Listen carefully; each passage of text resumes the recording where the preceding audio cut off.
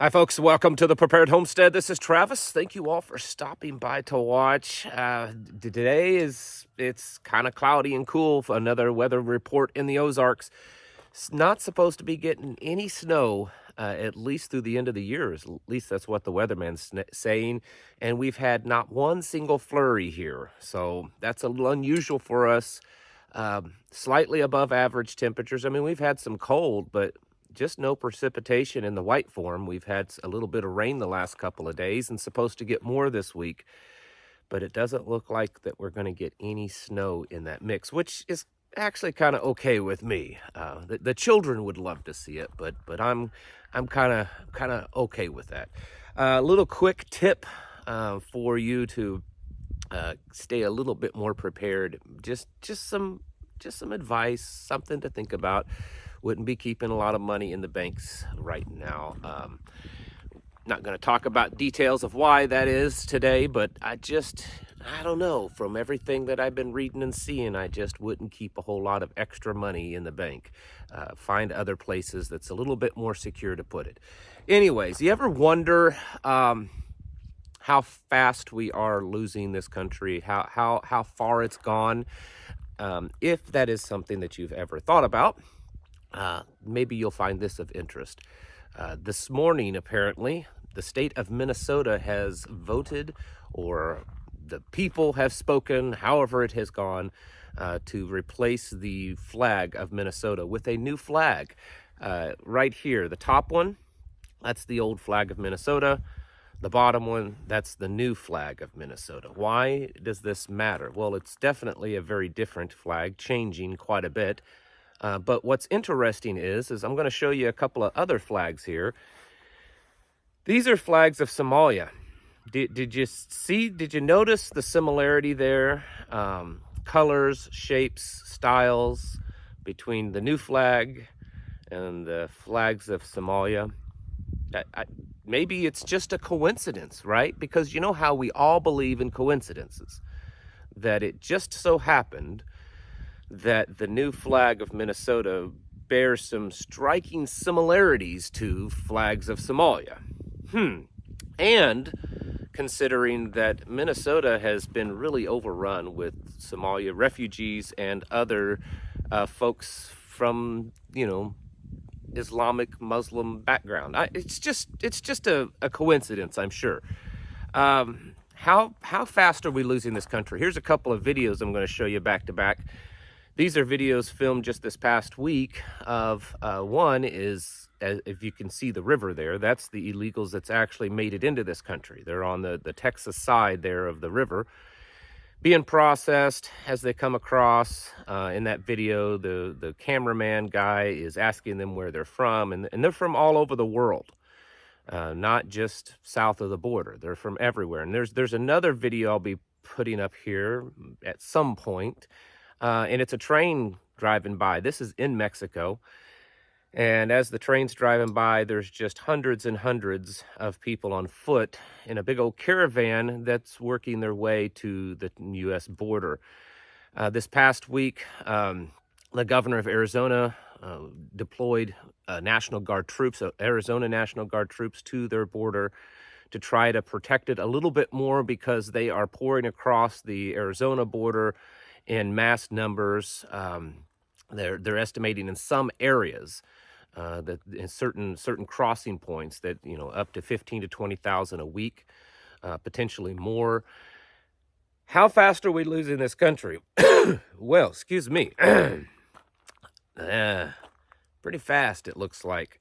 When you consider the left woke liberal Marxist ideology that is just permeating this country, schools, universities, hospitals, institutions all over, government, the debauchery that's happening in the White House and the Senate chambers, and then also the fact that we've just opened our borders to allow people from all over the world to just flood in.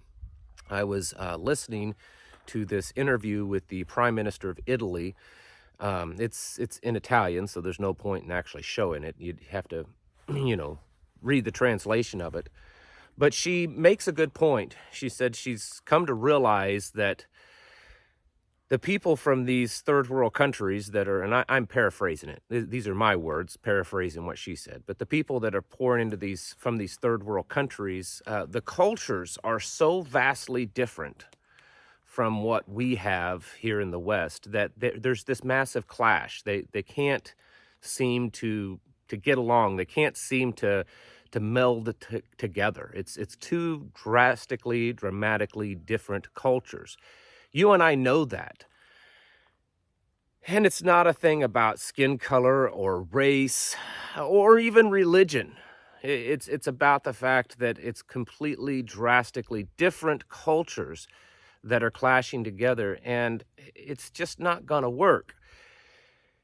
It's different than how it used to be with migration. For the most part, in the past, most people that came to the United States came here to become American, to be part of America and the American dream and American culture. And they integrated themselves. I've heard so many stories from people that came from other countries that when they came here, their parents told them they could no longer speak their native tongue. They were Americans now, and they spoke English. Other stories of very much similar stories of how that when they came here, they made it a point to start becoming an American. This is not the case anymore. Even if there are no nefarious reasons of why this is happening, and you and I both know that's not the case, but even if it was the case, it's still such a massive culture clash that it's not going to work. And we're losing this country, folks. Again, it doesn't matter your skin color. It matters if you're an American and if you're from somewhere else that's coming here to not be an American. And that's exactly what's happening. We've already seen this one state, Minnesota. For those of you that live in Minnesota, what do you think about this? I know that there's a few of you out there that watch this channel. What do you think about this? For those of you that live in other areas, Texas and Arizona and California and New York, that's been so overrun by illegals, what do you think about that? How has it changed?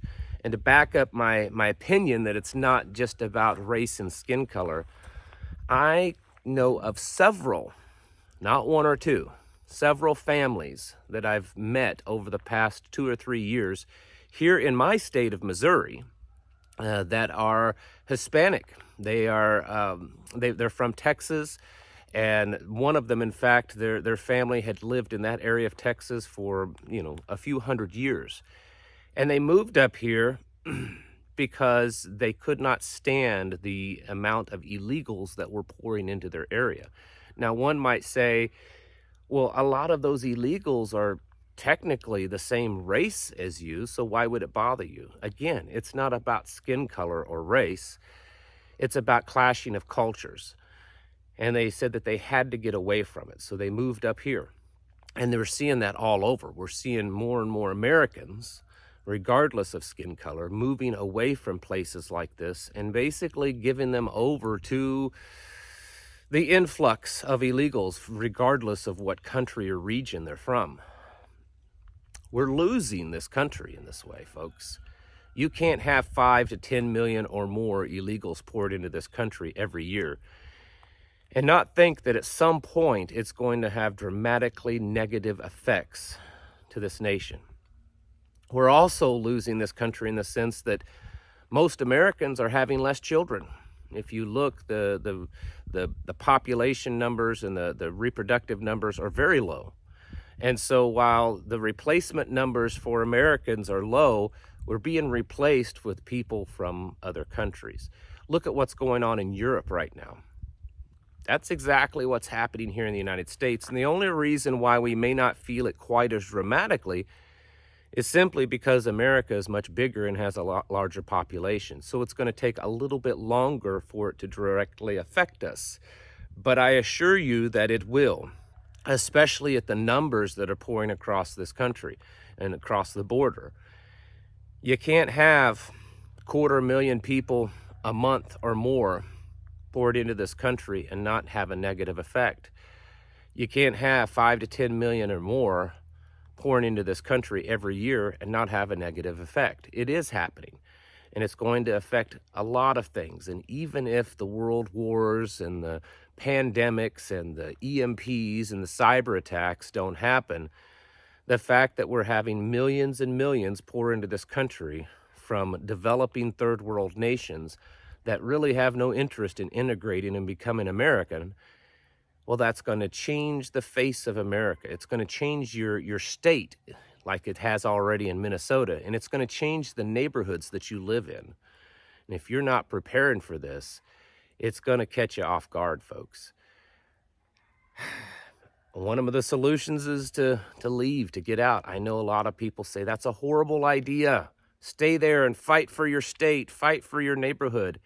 Well, it's hard to do that when you're one of the few that's actually putting up a fight, and yet thousands or millions are pouring into your area that are taking over.